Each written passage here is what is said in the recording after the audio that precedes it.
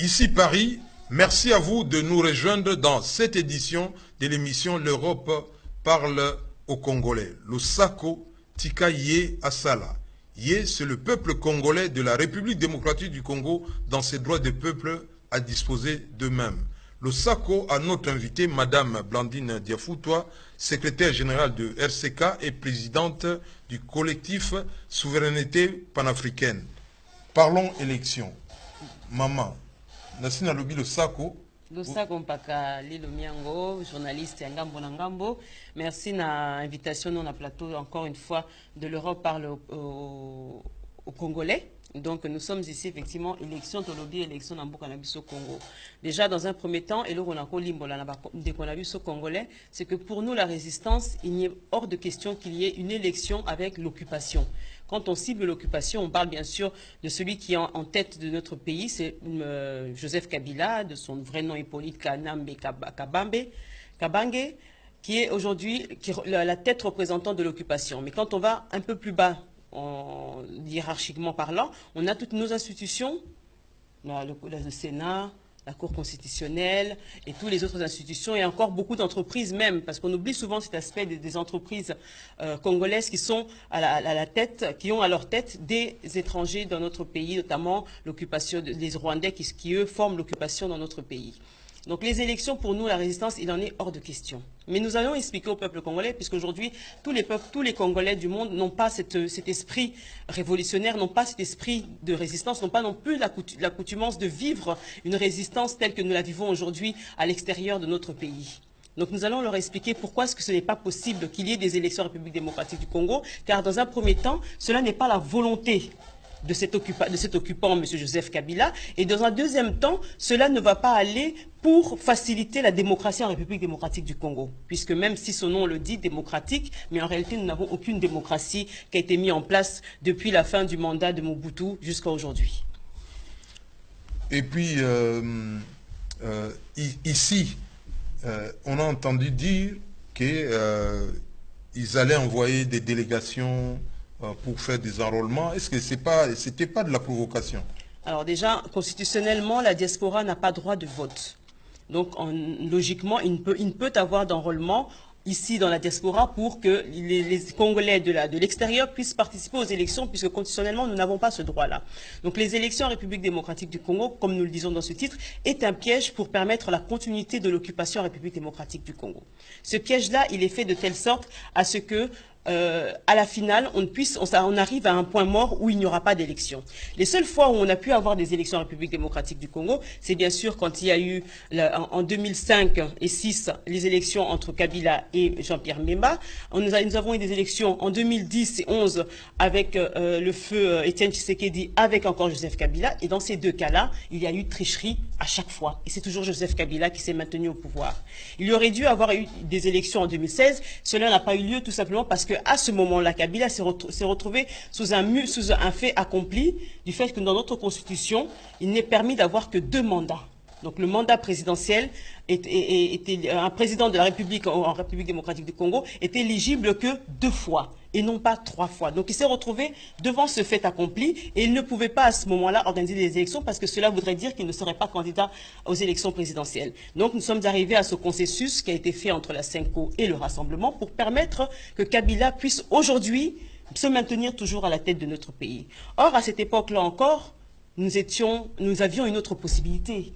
Nous avons aujourd'hui à la tête, et c'est pour ça que je reviens sur l'occupation qui est ancrée complètement dans toutes nos institutions. Nous avons à la tête du Sénat, un président du Sénat, qui n'est plus illégitime bien sûr depuis 2006, qui s'appelle King Wadondo, qui aujourd'hui aurait pu en 2016, en septembre 2016, prendre le pouvoir car Kabila n'était plus président de la République démocratique du Congo. Élection ne pouvant plus se faire, c'était au président du Sénat de pouvoir prendre le poste par intérim de la présidence jusqu'à la création de d'autres élections présidentielles. Et cela ne s'est pas fait tout simplement parce que tous les acteurs de l'occupation font en sorte à ce que Kabila puisse rester au pouvoir.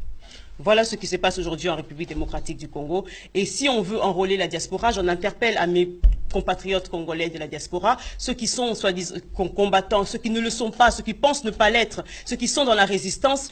Parler des élections au jour d'aujourd'hui, ce n'est vraiment que pour passer un temps inutile à dire que les Congolais de la diaspora peuvent s'enrôler. Nous ne pouvons pas nous enrôler car nous n'avons aucun droit constitutionnel à aller voter dans notre pays. Sachez-le, que personne ne vienne vous mentir parce que nous savons que depuis 2 ans maintenant, il y a eu des élections, des nominations qui ont été faites au niveau des ministères de la diaspora. Et ces ministères de la diaspora dans lesquels nous retrouvons M. Yunga et compagnie, toute la clique des Bouchab et compagnie, tous ces gens-là ont fait en sorte de créer des amitiés, des affinités avec certains combattants, certains résistants, pour leur permettre aujourd'hui de dire que vous pouvez aller vous enrôler dans les élections, dans le processus électoral, et vous pouvez aller voter en République démocratique. C'est de la poudre aux yeux. C'est de la poudre aux yeux. La diaspora n'a pas la possibilité de s'enrôler. Et ça encore, c'est un autre piège à double sens. Pourquoi? Parce que aujourd'hui, ce qui permettrait aussi donc, à Kabila... la diaspora n'a pas la légalité... n'a pas la légalité constitutionnelle de voter en République démocratique du Congo.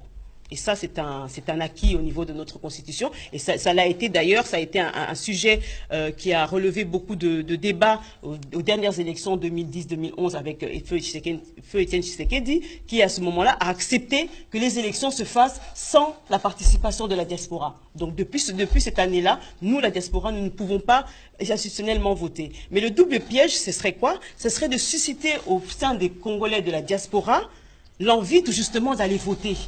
Et l'envie de voter permettrait à ce que le gouvernement actuel puisse retoucher notre constitution. Voilà pourquoi Kabila a institué toute cette mise en scène avec les ministères de la diaspora, avec ses délégués de la diaspora, pour permettre à ce que les Congolais revendiquent leur droit de vote. Les Congolais de la diaspora, je dis bien, leur droit de vote, pour que cela lui permette d'avoir une ouverture pour retoucher, pour changer la constitution, notre article 220. J'ai reviens encore à la charge. Tout ça, ce n'est que manipulation. Tout cela n'est que manipulation, je le répète et je le confirme. C'est terrible. C'est terrible, tout à fait, de voir que au jour d'aujourd'hui, Kabila pèse déjà plusieurs milliards de dollars. Hein. Il a fait plus de 16 ans en République démocratique du Congo. Il est à la tête de plusieurs sociétés, lui et sa famille. Il est à la tête de plusieurs terrains, lui et sa famille. Pourquoi continuer à vouloir manipuler la population congolaise? Pourquoi ne pas partir? Ça serait plus simple, logiquement. Mais pourquoi Kabila ne veut pas partir? Ça, c'est une question aussi que les Congolais doivent savoir. Kabila ne veut pas partir tout simplement parce que tout au départ de sa mission, il a été missionné par Paul Kagame, par Yoweri Museveni, par la Tutsiland et par, bien sûr, les multinationales occidentales qui sont ici avec nous dans la diaspora pour remplir une mission. Cette mission était de garder le Congo, d'être le sentinelle, d'être le soldat, d'être la bombe explosive, d'être tout ce que vous pouvez, toutes les cadenas du monde, maintenir le Congo de façon à ce que les multinationales, les Rwandais, les Burundais, les Ougandais puissent entrer, sortir, voler, piller, tout ce qu'ils veulent en République démocratique du Congo. Madame la secrétaire générale, si un jour on voudrait finir avec cette problématique qui est liée aux élections, il faut qu'il y ait des débats avec le rôle des multinationales aussi? Logiquement, et je dirais même institutionnellement, il n'y aurait pas à avoir des débats avec les multinationales, puisque logiquement, les multinationales n'ont pas à s'ingérer dans les problématiques des États. Et le Congo est un État. Sauf avis contraire, même s'il y a effectivement une grande partie du pays qui est sous occupation, même si nous avons à la tête de notre pays un occupant, mais le Congo est un État. Et les multinationales n'ont pas à s'ingérer dans les affaires des États, quel que soit l'État d'ailleurs. Mais vu ce qui se passe... Vu ce qui se passe, nous, en tant que résistants... Parce que certains hommes d'affaires étrangers ont mis des avions à la disposition des gens de... Tout à fait, le cas de M. Bolloré, par exemple, qui a effectivement sert un peu d'intermédiaire entre l'État français et l'État congolais. C'est-à-dire qu'aujourd'hui, j'en avais parlé à une émission précédente avec vous-même, j'expliquais qu'effectivement, les multinationales aujourd'hui jouaient le rôle de commissionnaires entre les États. C'est-à-dire que les États qui n'ont pas droit d'ingérence dans d'autres États, l'État français par exemple n'a pas droit d'ingérence dans les affaires de l'État congolais, l'État rwandais n'a pas droit d'ingérence dans l'État congolais, mais aujourd'hui ils ont leurs commissionnaires, si je peux appeler ainsi, qui sont les multinationales. Et M. Bolloré est un de ces commissionnaires qui fait le relais entre l'État français et l'État congolais. Bon, donc vous confirmez, vous affirmez qu'à l'état actuel, on ne peut pas organiser les élections et que ça c'est d'un côté. Et puis de l'autre côté aussi, nous sentons qu'il n'y a pas de sincérité de la part des gens qui s'affichent être des opposants. Tout à fait. Alors déjà, il ne peut pas avoir, si on parle de façon logistique, au niveau du fichier électoral, on a l'État congolais n'a enrôlé que 40 millions de Congolais, une quarantaine de millions de Congolais.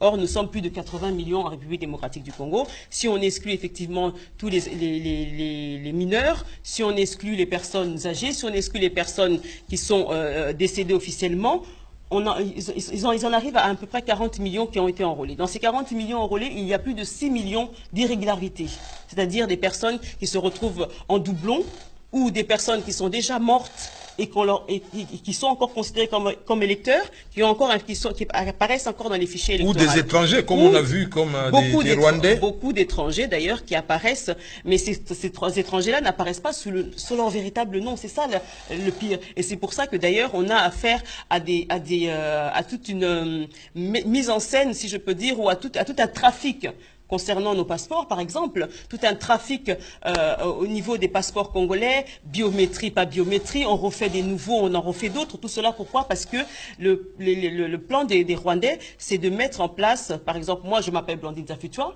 j'ai un doublon en République démocratique du Congo qui est d'origine rwandaise ou d'origine burundaise. Vous, monsieur le journaliste Lilo Miango, vous avez un doublon ou un triplé en République démocratique du Congo qui a le même nom que vous, mais qui est d'origine rwandaise et d'origine burundaise. Et c'est cela qui fait que le fichier électoral n'est pas du tout fiable.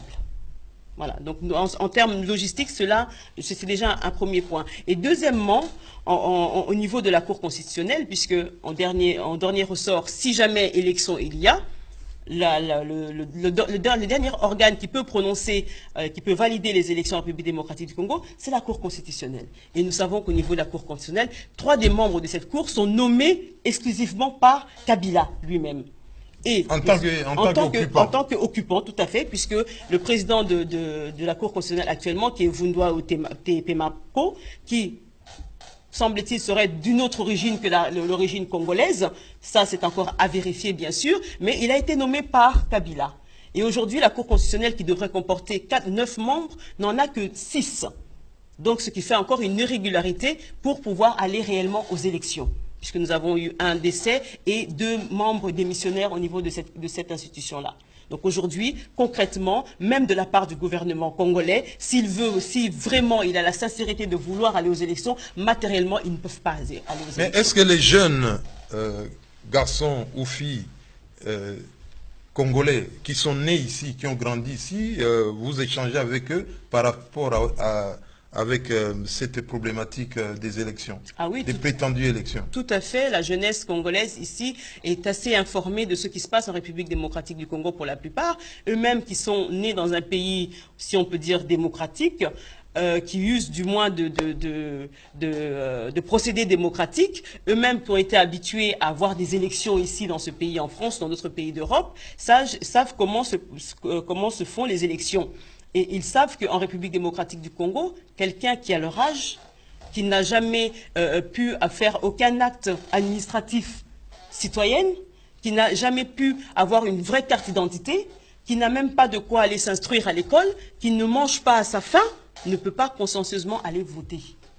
Donc la jeunesse congolaise est au courant de cela et déplore complètement qu'il puisse avoir des élections dans ce sens et de dire que la jeunesse congolaise de la République démocratique du Congo est en capacité d'aller voter aux élections.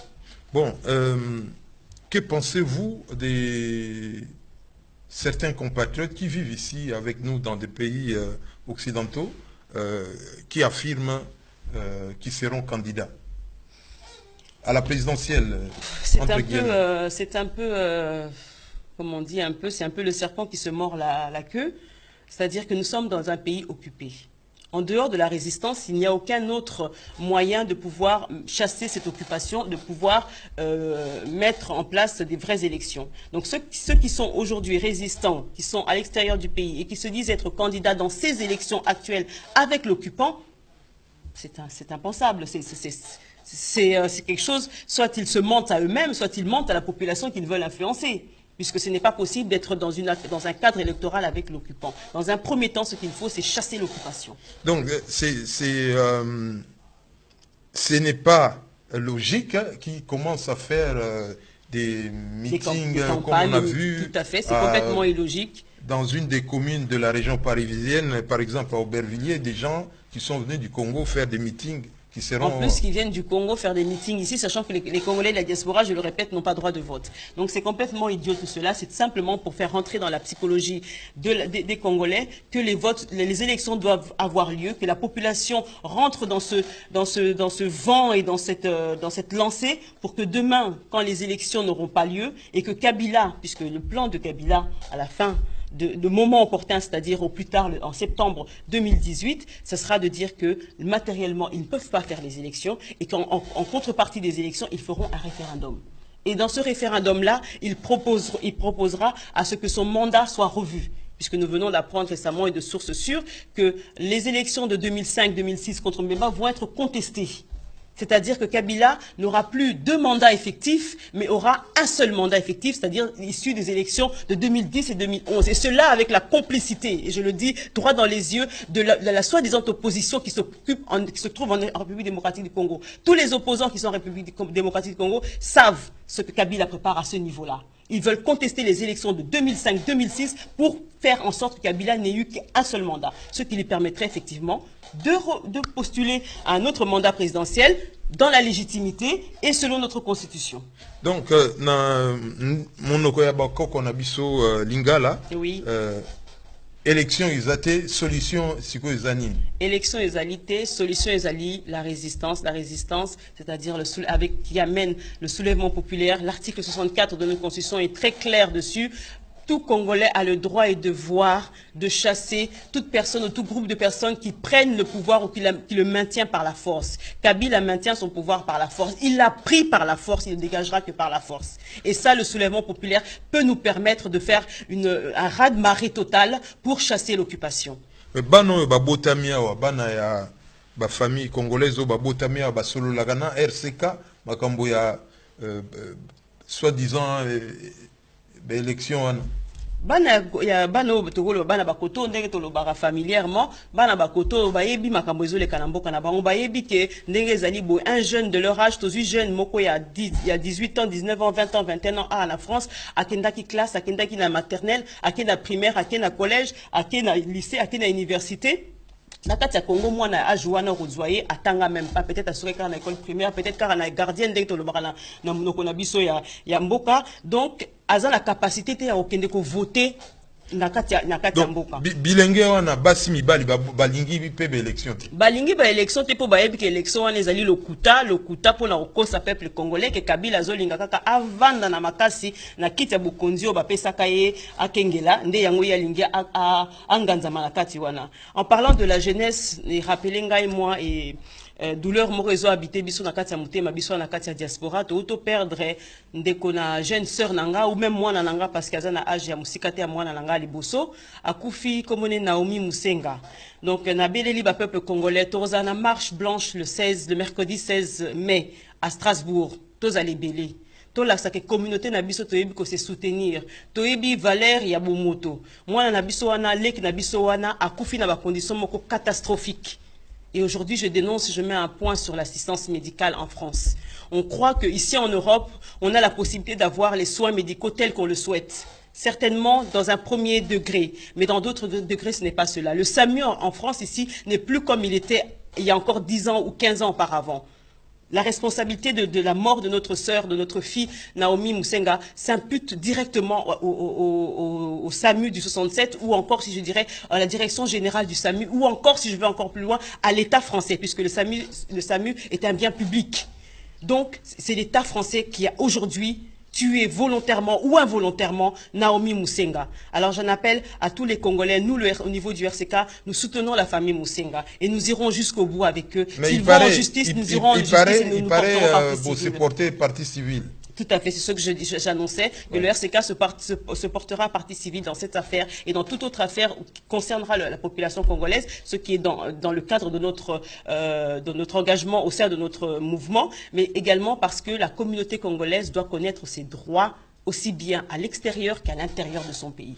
Madame la secrétaire générale de RCK et présidente du collectif Souveraineté panafricaine, Blandine Diafoutoa, je vous remercie. Matondi Mingi, Accentisana, Tutondele, toi Sakidila. Nous terminons par notre jeu concours qui peut vous permettre là-bas, en République démocratique du Congo, de gagner 100 €. Que signifie le mot Congo qui a donné naissance à l'appellation officielle de la République démocratique du Congo? Que signifie le mot Congo qui a donné naissance à l'appellation officielle de la République du Congo? Nous ajoutons encore une deuxième question. Qu'évoque pour vous l'affaire Jeannette Kabidja? Qu'évoque pour vous l'affaire Jeannette Abidji? Est-ce un viol programmé en temps de guerre? Est-ce un acte de cambriolage? Je vous remercie et pour répondre, vous irez sur notre site du magazine Ngambo na Ngambo. À la prochaine.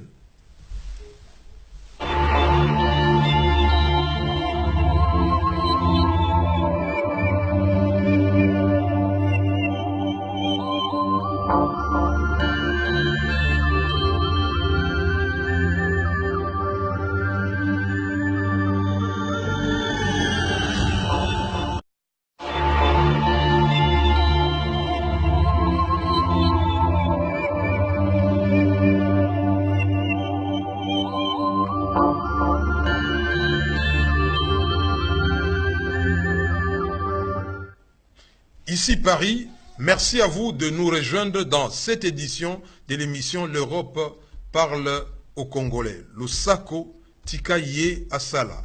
Ye, c'est le peuple congolais de la République démocratique du Congo dans ses droits de peuple à disposer d'eux-mêmes.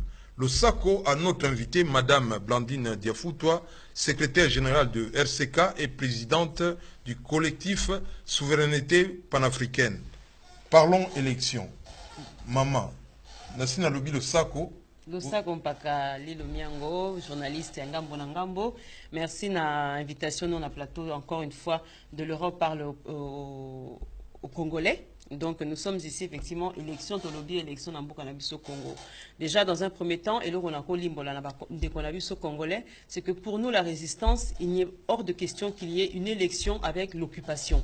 Quand on cible l'occupation, on parle bien sûr de celui qui est en tête de notre pays, c'est Joseph Kabila, de son vrai nom Hippolyte Kanambe Kabange, qui est aujourd'hui la tête représentante de l'occupation. Mais quand on va un peu plus bas, hiérarchiquement parlant, on a toutes nos institutions, le Sénat, la Cour constitutionnelle et toutes les autres institutions et encore beaucoup d'entreprises même, parce qu'on oublie souvent cet aspect des entreprises congolaises qui sont à la tête, qui ont à leur tête des étrangers dans notre pays, notamment l'occupation des Rwandais qui eux forment l'occupation dans notre pays.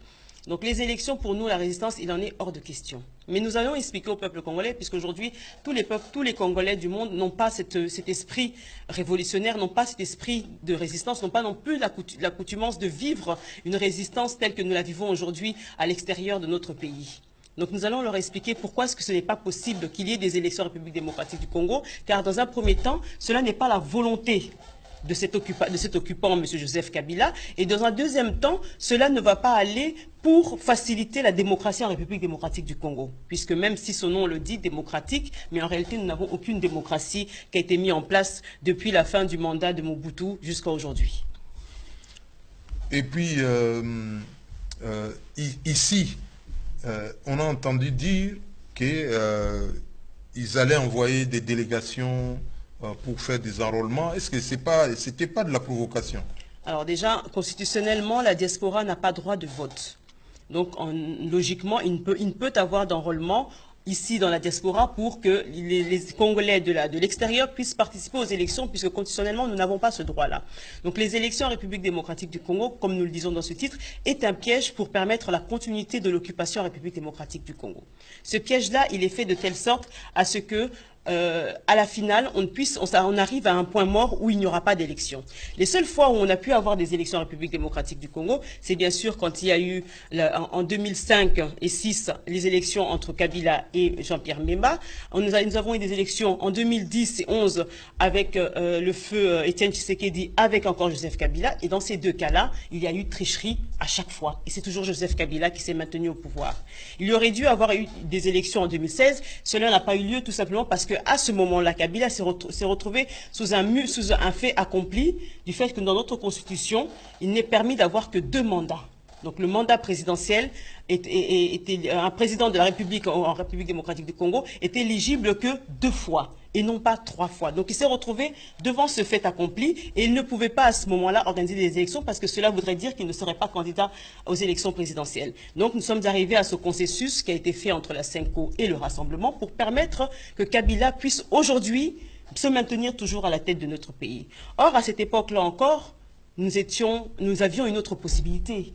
Nous avons aujourd'hui à la tête, et c'est pour ça que je reviens sur l'occupation qui est ancrée complètement dans toutes nos institutions. Nous avons à la tête du Sénat, un président du Sénat, qui n'est plus illégitime bien sûr depuis 2006, qui s'appelle Kingo Wadondo, qui aujourd'hui aurait pu en 2016, en septembre 2016, prendre le pouvoir car Kabila n'était plus président de la République démocratique du Congo.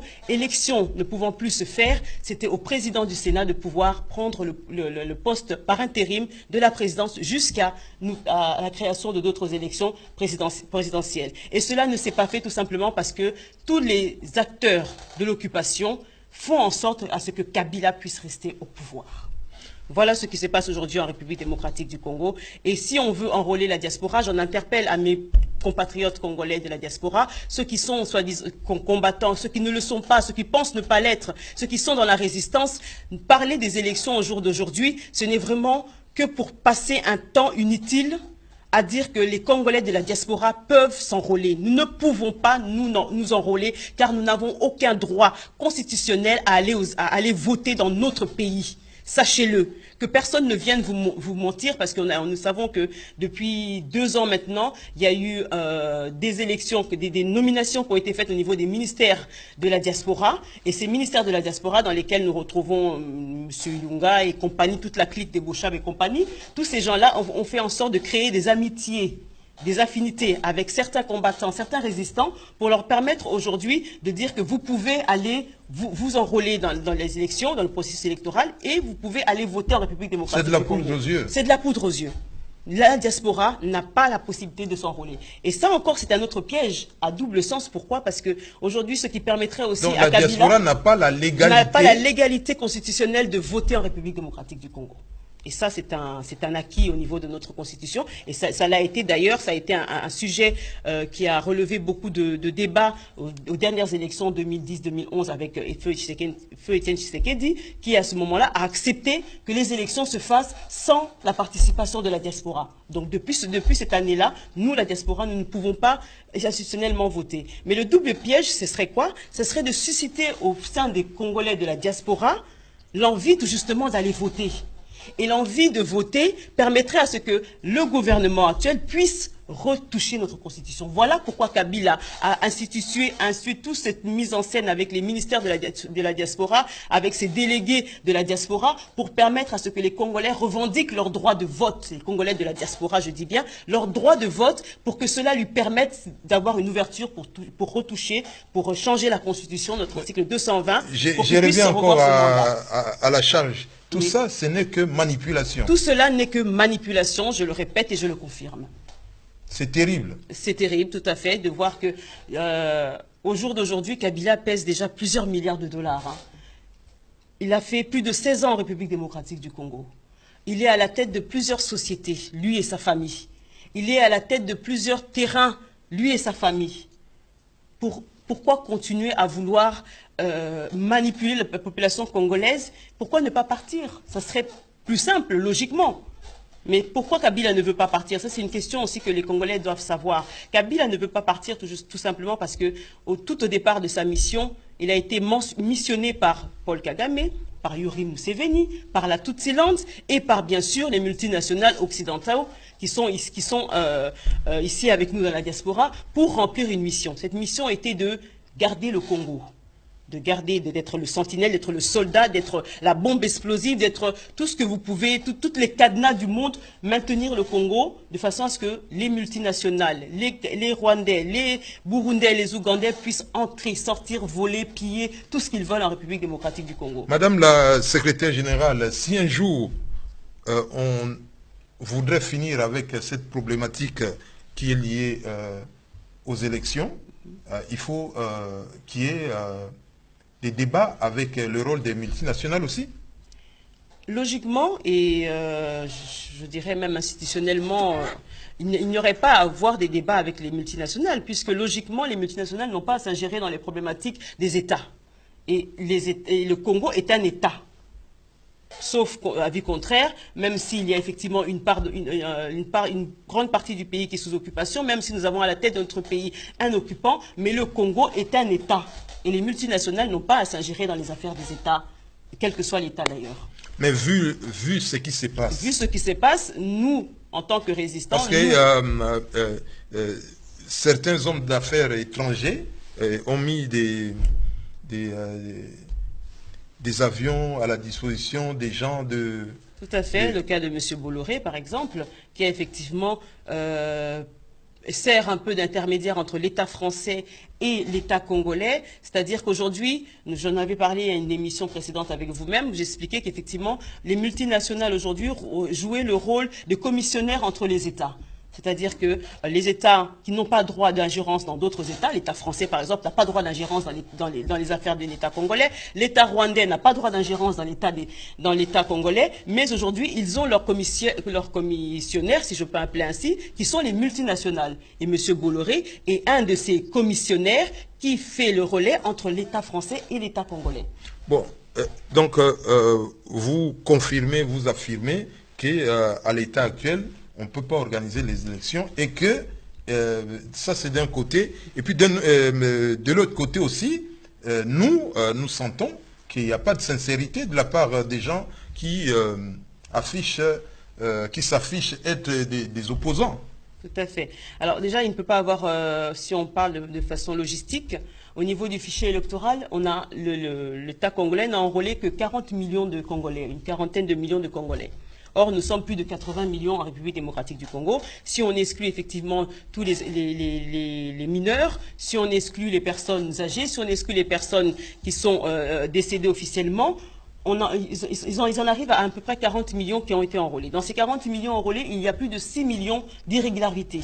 C'est-à-dire des personnes qui se retrouvent en doublon ou des personnes qui sont déjà mortes et qui sont encore considérés comme électeurs, qui apparaissent encore dans les fichiers électoraux. Ou des étrangers, comme on a vu, comme des Rwandais. Beaucoup d'étrangers, d'ailleurs, qui apparaissent, mais ces étrangers-là n'apparaissent pas sous leur véritable nom. C'est ça le pire. Et c'est pour ça que, d'ailleurs, on a affaire à toute une mise en scène, si je peux dire, ou à tout un trafic concernant nos passeports, par exemple, tout un trafic au niveau des passeports congolais, biométrie, pas biométrie, on refait des nouveaux, on en refait d'autres. Tout cela, pourquoi? Parce que le plan des Rwandais, c'est de mettre en place, par exemple, moi je m'appelle Blandine Tafutua, j'ai un doublon en République démocratique du Congo qui est d'origine rwandaise ou d'origine burundaise.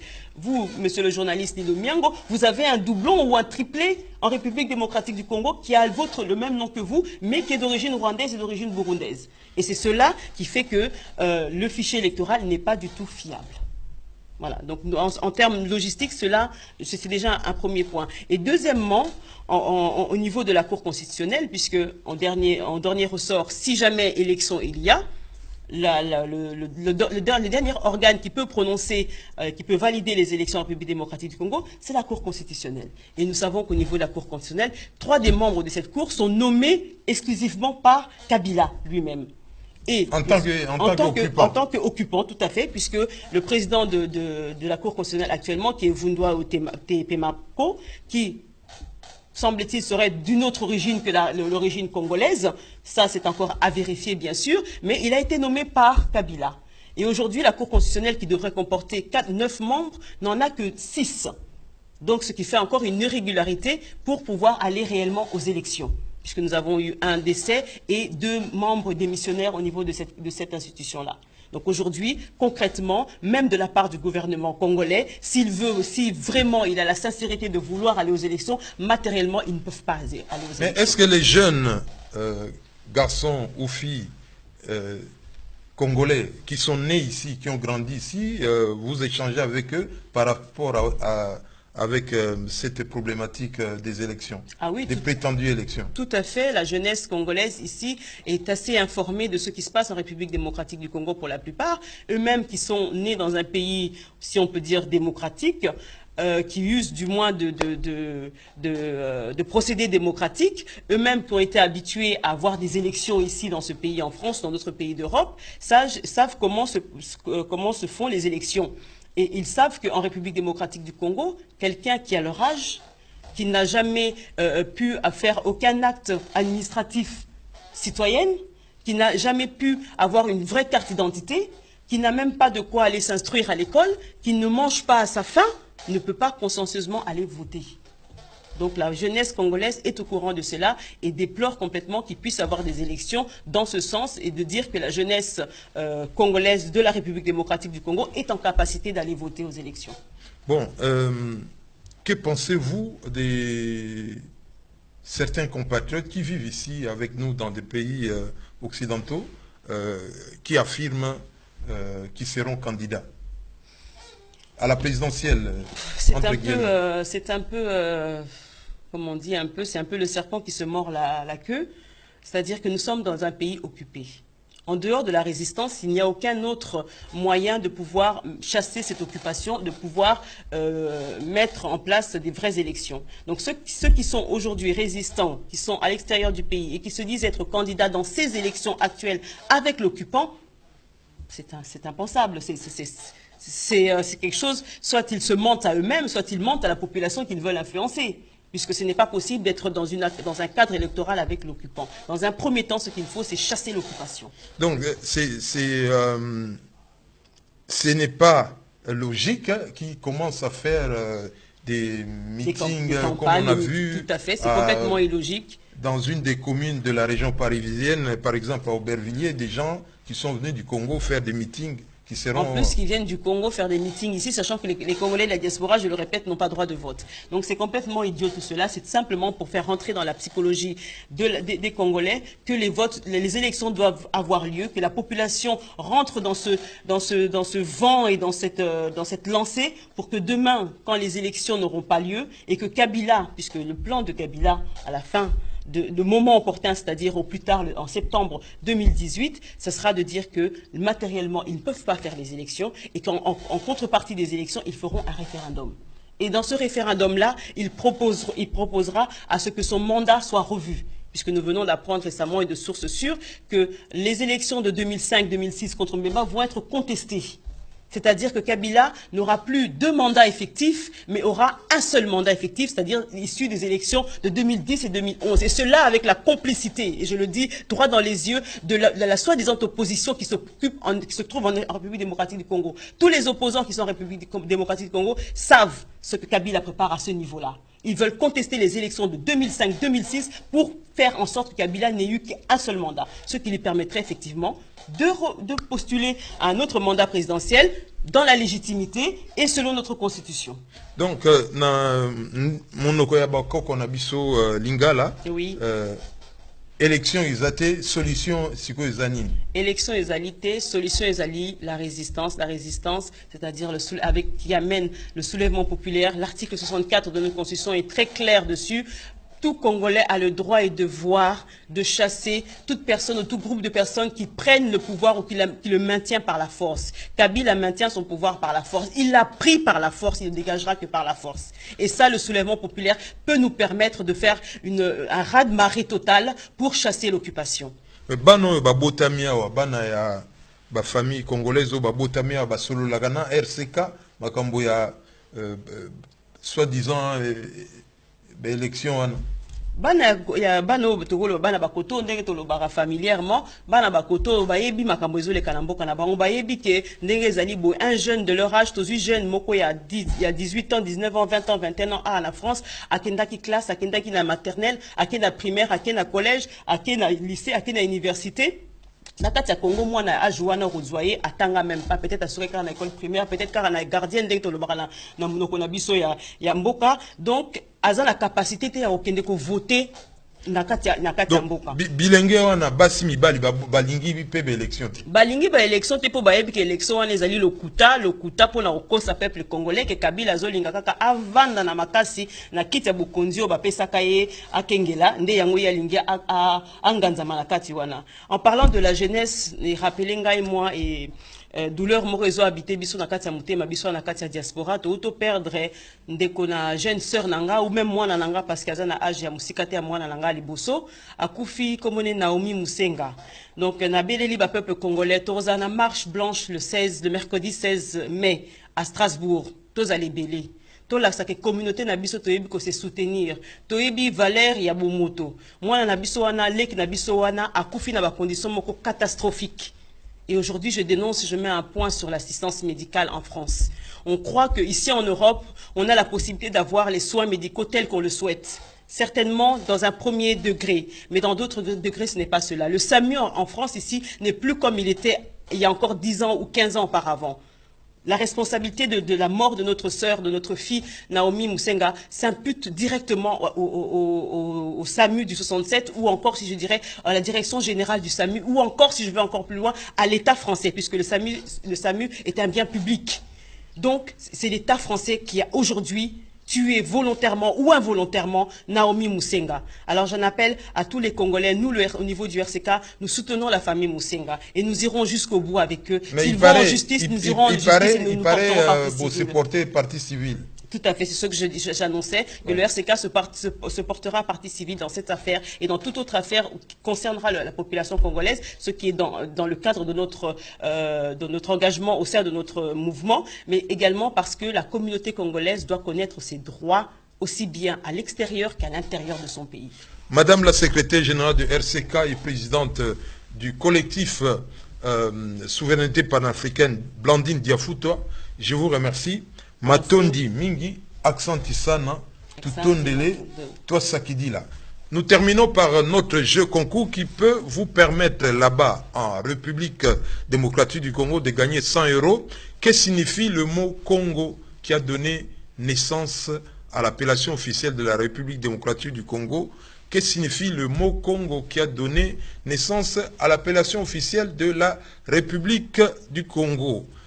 Nous ajoutons encore une deuxième question. Qu'évoque pour vous l'affaire Jeannette Kabidja? Qu'évoque pour vous l'affaire Jeannette Abidji?